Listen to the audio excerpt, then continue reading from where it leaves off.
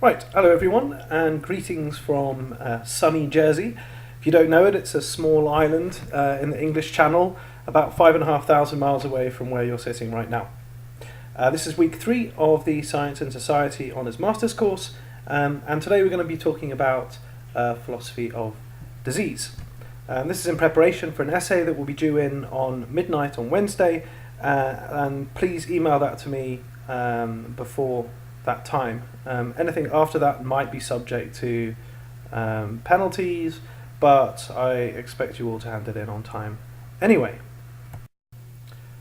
Okay, so lots of different questions are asked by philosophers of medicine. Many of them are ethical, some of them aren't. We are going to focus on a question that has ethical implications, but is really an exercise in conceptual analysis. We are going to try to answer the question, what is disease? Now this question has been addressed by a number of different philosophers, some of whom are looking, I think, for answers from the pathologist's perspective, and some of them are looking for answers from the clinician's perspective. So we're going to consider in this lecture both of these concepts and a number of approaches to answering the question, what is disease, from these different points of view. I know that the pathologist is someone who works in the medical sciences, who spends his or her time examining organs, tissues, cells, to determine whether essentially they're functioning properly or whether there's anything wrong with them, whether they can find particular chemicals or just abnormalities in general, to determine whether or not a patient is sick, and if they are sick, in what way are they sick. Pathologists are not interested in the values of the patients, at least that's arguable. Okay, they're interested in examining a tissue just to see what's going on. Clinicians, on the other hand, clinicians include your doctor, your general practitioner, or a surgeon. These people, I mean, they are concerned with your values, your desires, your beliefs. They want to know what makes you feel uncomfortable, whether you really feel like you need the surgery, whether what you would gain by having the surgery is something you actually want. So, for example, one may be diagnosed as infertile, but, you know, to be honest, if you don't want children, then you might not wish to go through surgery. Okay, so you can see how clinicians are interested in patient values and desires and beliefs, as well as the more physiological aspects of clinical medicine. Oh, it's still recording. I'll try to break this up into little sections because it makes things easier for me. Sorry. I'm just going to take you through an example as to why it's important to have this robust notion of disease. So there's this disease called chronic kidney disease that comes in stages, rather like cancer. So you can have stage 1 chronic kidney disease, stage 2, stage 3, stage 4, stage 5. Stage 1, 2, 3, they're asymptomatic. You know, you wouldn't even notice if you had them. Stage 5, on the other hand, is beginning to get very dangerous. You don't want to have stage 5 chronic kidney disease. It's perfectly normal for a 60-year-old to have stage 2 chronic kidney disease. That's absolutely bog standard. In fact, you don't even tell a 60-year-old when they've got it because it's asymptomatic and there's nothing you're going to do about it. As a clinician, there's nothing you'll do about it. On the other hand, if you're 15 years old and you've got chronic kidney disease stage 2 or 3, then that's a little more troublesome because you shouldn't have kidney disease stage 3 at the age of 15. So what on earth, you're asking, has philosophy got to do with any of this? Well, we are working in conceptual analysis. That is, we are trying to work out what the necessary and sufficient conditions for diseases are. What conditions need to be satisfied in order for something to be a disease? And it turns out, according to at least all of the views that you've read about so far, Schwartz's view, Wakefield's view, Bors's view, my view, and so on, chronic kidney disease stage 2 is not a disease for a 50-year-old, right? It's perfectly normal for a 50-year-old to have chronic kidney disease stage 2. It's not bad for them. It's not unlucky. It's pretty standard. And so chronic kidney disease stage 2 for a 50-year-old isn't really a disease. That 50-year-old does not have a disease. Perhaps a 15-year-old who had chronic kidney disease stage 2 had a disease, but certainly not the 50-year-old. Now, what the philosophers suggest, they want to inform policymakers and say, look, let's not worry patients by, at least not the older patients, by telling them that they've got a disease. Let's think of an alternative.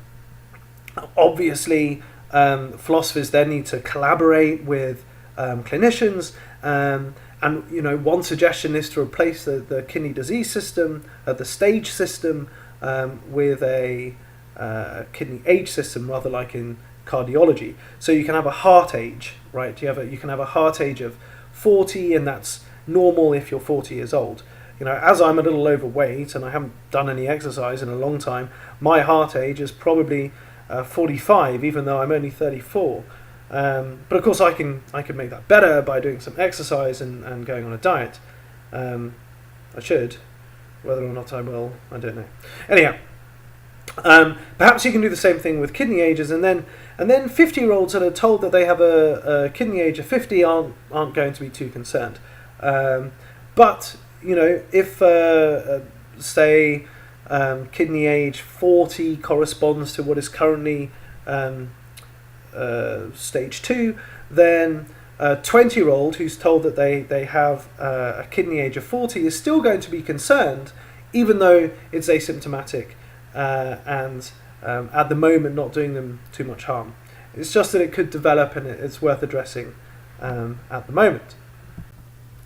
Of course, by replacing the stage system with the kidney age system, you're not eliminating disease, right? You're not eliminating chronic kidney disease by calling kidney disease stage 5 kidney age 85, right? That's not stopping chronic kidney disease from being a disease. No. At that stage, right?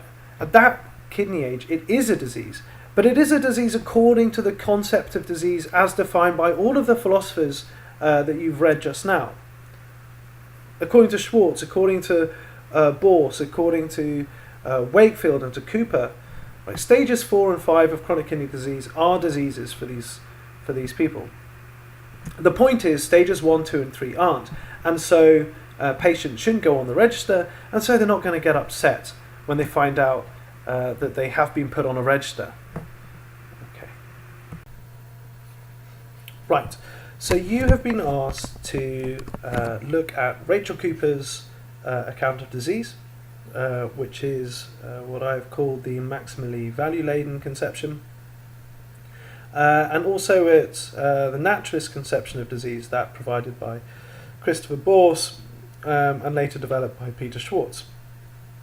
So let's start with Rachel Cooper's. So Rachel Cooper, let me just find the bit. She provides a tripartite account, that is, her account of disease comprises 3 conditions that are individually necessary, that is, each one needs to be satisfied, and together sufficient. So if you've got all of them, then that's definitely a disease. And those conditions are something along the lines of, disease is a bad thing to have, so there's a value component there, it's a bad thing to have. We must consider the afflicted person to have been unlucky. Okay, so in other words, we wouldn't expect the patient to have this condition or be in this state. It's just a matter of unfortunate circumstances. And 3, the condition can potentially be medically treated. Okay, so I think we're generally happy that certainly within clinical medicine, diseases are bad things to have, or at least that certainly seems on the face of it to be the case.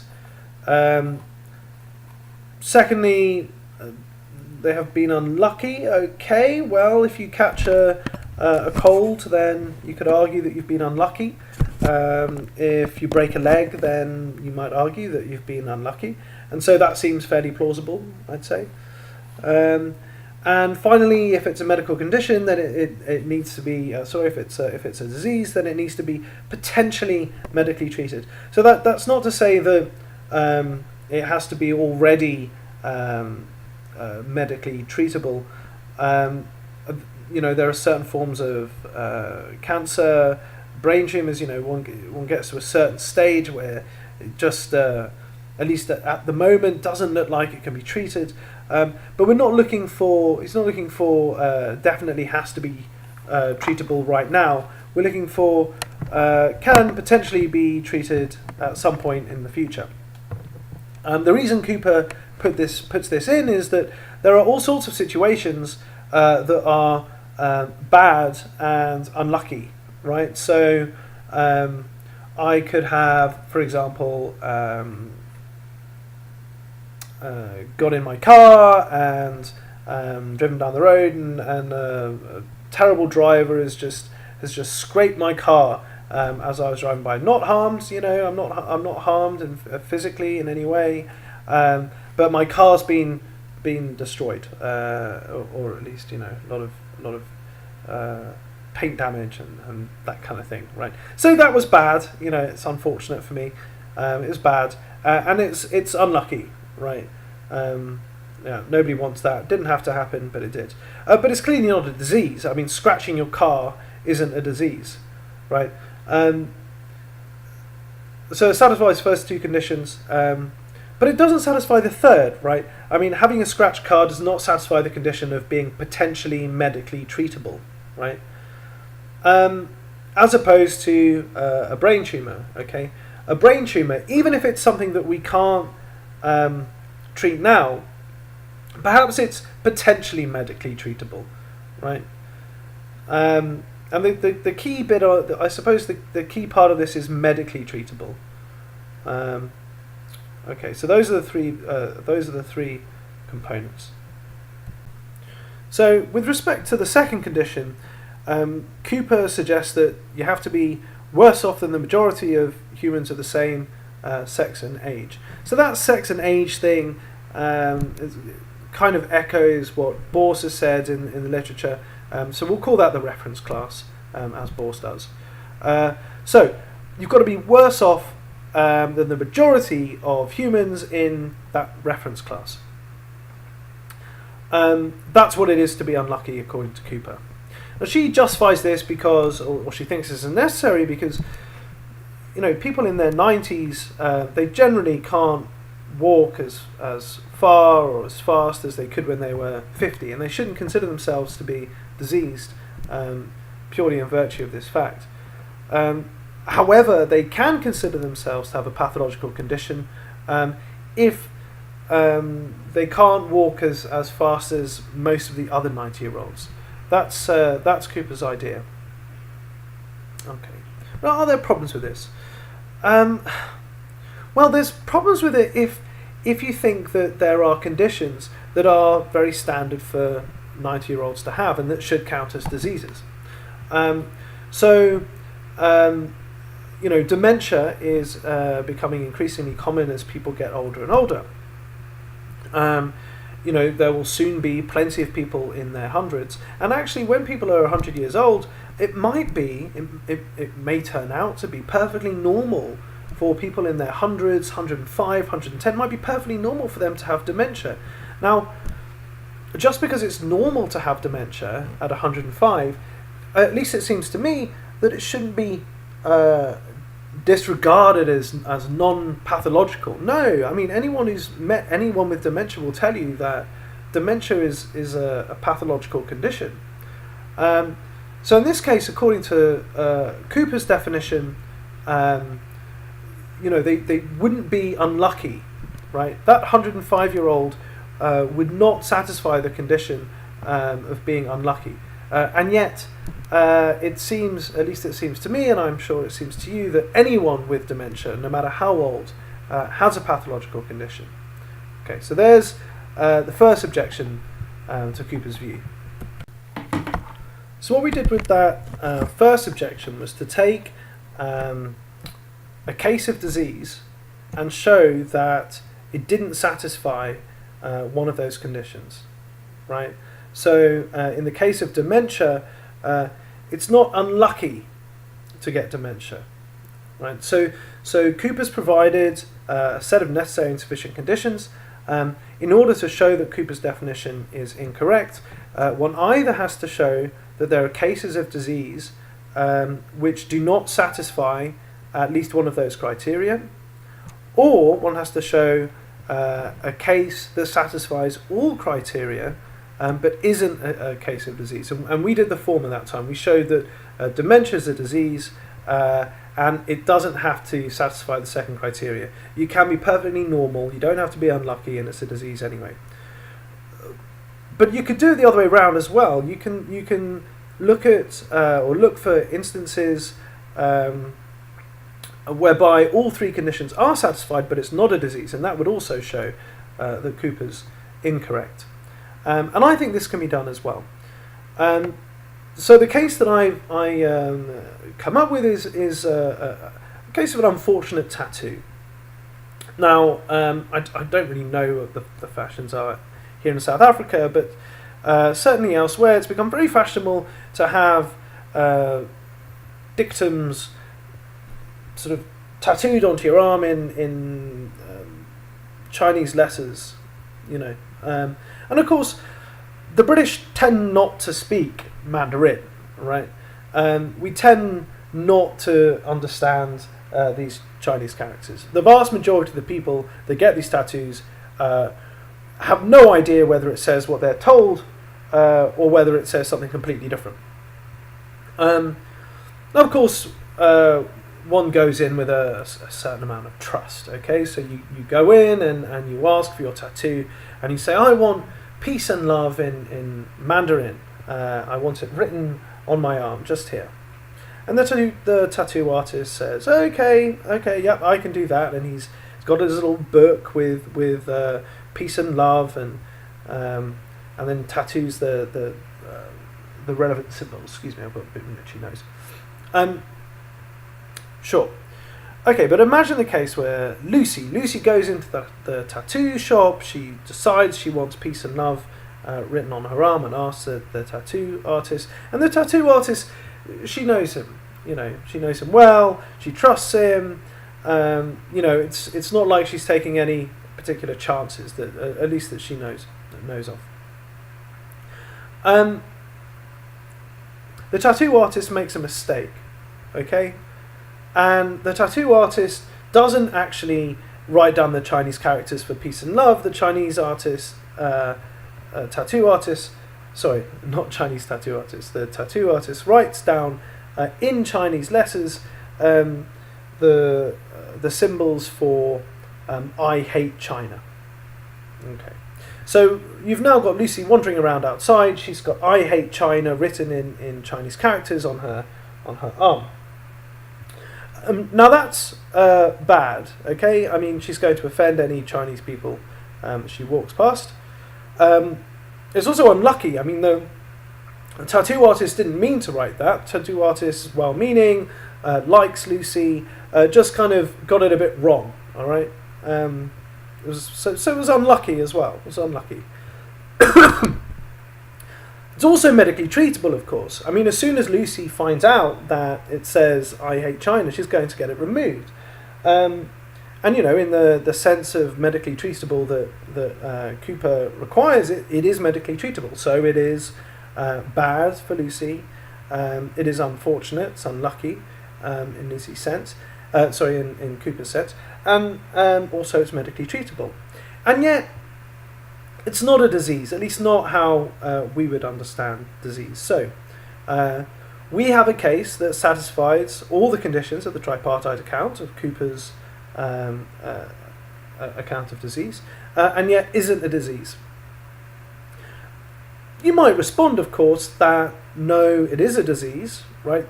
This tattoo is in fact a pathological condition, and the success of the objection, I think, turns on that. But if you are to agree that a tattoo is not a pathological condition, that unfortunate tattoo is not pathological, then you've got a second objection to Cooper's view. So we've got two. We have a case of disease which doesn't satisfy all three conditions, and you've got a case of a non-pathological state that does satisfy all three conditions. Right. So there's your objections to Cooper. Well, Cooper's view, as we saw, was heavily value-laden. Okay, that is to say, she emphasises that disease is a bad thing, right? And one of the things that really matters is whether disease is harmful in a sense that's harmful to the patient. You know, it's something the patient doesn't want. Perhaps it's painful. Perhaps it stops you from doing something you want to do, and so on. So Cooper's view is like that, and that's the kind of view that clinical medicine is interested in. That's what your doctor wants to know. Your doctor wants to know, is your health causing you any problems?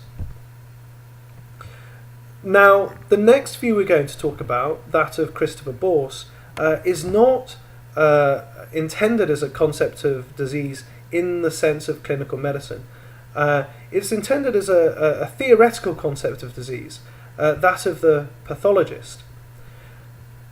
Now, Borse reckons that he can provide a concept of disease that is value-free, right? So whereas Cooper's view is all about medical conditions that are bad for you, that harm you in some way, Borse thinks that the concept of disease qua pathological condition should be entirely devoid of normative considerations. Okay, so before we look at Borse's view in more detail, it's first worth clearing up a few concepts. So first of all, the reference class. So the reference class Borse defines it as a natural class of organisms of uniform functional design, specifically an age group or sex of a species. Okay, so within the human race, we have two sexes, male and female, and lots of different age ranges. Now, it's important that we look at different age ranges because what's healthy for a 10-year-old is not necessarily what's healthy for a 15-year-old, and that is not necessarily healthy for a 30-year-old, and so on, right the way through. So, I mean, a 10-year-old isn't supposed to be 5'8", okay? If there were a 10-year-old that was 5'8", it's almost certainly got some kind of pathological condition. Similarly, a 22-year-old is supposed to have gone through puberty, right? If a 22-year-old hasn't gone through puberty, then it's got a pathological condition. But the 10-year-old, we don't worry if the 10-year-old hasn't gone through puberty. Okay, so this is why we have to divide it up into little groups. The sex part, largely because men and women, for example, what's a normal testosterone level for a man is not a normal testosterone level for a woman, and so on. So they need to divide it up into sex categories and age categories, and of course to species categories as well. I mean, a dog doesn't have opposable thumbs, but we're not going to hold that against the dog because it's a dog and not a human being. Okay, so now on to the next core concept. The next core concept is normal function. Now, all complex animals have physiological subsystems, organs, tissues, cells, that kind of thing. And they all tend to perform a certain function that contributes towards the survival and reproduction of that individual, okay? So I have a heart, and it's pumping blood around my body, and that's its function, and that's its contribution towards my survival. Similarly, I have lungs, and both my lungs facilitate the absorption of oxygen into my blood. I also have cells that are secreting hormones that are absolutely necessary.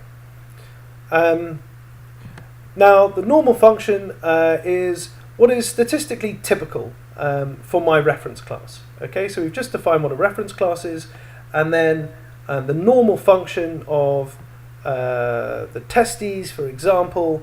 I can just imagine you giggling right now. Anyhow, the normal function of the testes includes, amongst other things, production of testosterone, right? And you look across the whole population of my reference class, that includes 34-year-old males, the average, right? The average amount of testosterone produced, that producing that amount is the normal function for the testes. Okay. So we now have our definition of reference class. Bohr states it as follows: a reference class is a natural class of organisms of uniform functional design, specifically an age group or sex of a species. We have our definition of normal function, where Bohr says normal function of a part or process within members of a reference class is a statistically typical contribution by it to their individual survival and reproduction. Okay, so we've got those two core concepts. Now, using these concepts, Bohr introduces his notion of disease. So, according to Bohr, a disease is a type of internal state which is either an impairment of normal functional ability, i.e. a reduction of one or more functional abilities below typical efficiency, or a limitation on functional ability caused by environmental agents. And health, finally, says Bohr, is the absence of disease. Okay, so that's how Bohr actually puts it in his own words. So in our testosterone case,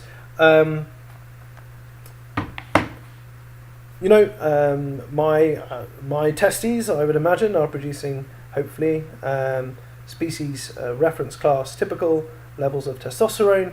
But if another gentleman of my reference class were producing half of the testosterone that mine were, that's below species typical contribution.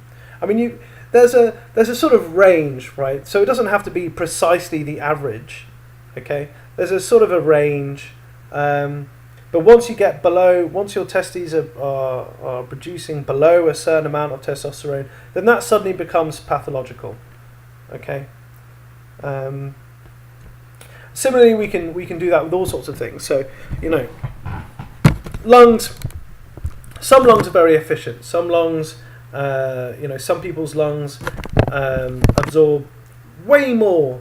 Are way more efficient at absorbing oxygen into the blood, and they could deal with far harsher conditions than others. But you don't have to be the healthiest person on the planet to be healthy. You just have to be species. You just have to be species typical. You just have to have the what's normal for your reference class. But once the level of functional efficiency drops below what is typical, what is the typical functional efficiency, out of that sort of range of functioning normally, and then you become diseased, right? That's what demarcates a diseased physiological subsystem from a healthy one. Okay, so that's Bohr's view. Right, okay, so we talked about the clinician's concept of disease, in particular Rachel Cooper's, and we looked at some objections to that. We've introduced the naturalist theoretical conceptions of disease, that of the pathologist, and in particular focused on Christopher Bohr's view, but we haven't looked at any objections to Bohr, and I'm going to leave that until Wednesday, and we'll look at those objections, and then we'll look to see if we can respond to those objections in any way. Right, so for now, this is finished. So speak to one another. Okay. If you need to, rewind the video a little bit and go over previous parts. But I'd like you to particularly focus on Rachel Cooper's view, and whether you think that Cooper had it right, and whether you think that Cooper needed the value the value ladenness that's inherent in her concept, and make sure that you understand Bors's view, because that's important for next time. I need you to understand Bors's view. Also, if you have written your essays, do get them out and do discuss them with one another. It's always very helpful to do that, and the more you talk about philosophy, the better your philosophy will become, I assure you. Right, so Wednesday, as I say, the deadline for the essay is midnight, but there will be another lecture available, half an hour or so, maybe a little bit less, around about half an hour, that will be on Bors and the others. But then I will come online via Skype at 10 o'clock, 10 a.m., and I'll be there to answer questions for you. So that will be set up by Dr. Van Rooyen, and the computer will be pointing at you guys, and you can point at me, and you can come and ask me questions. Right, so I hope that was useful, and any questions you have, feel free to email me straight away. You don't have to wait until Wednesday to ask your question. Just send me an email. And also, when you do finish the essays, please do send these essays to me and not to Dr. Van Rooyen. Thank you very much. I'll see you Wednesday.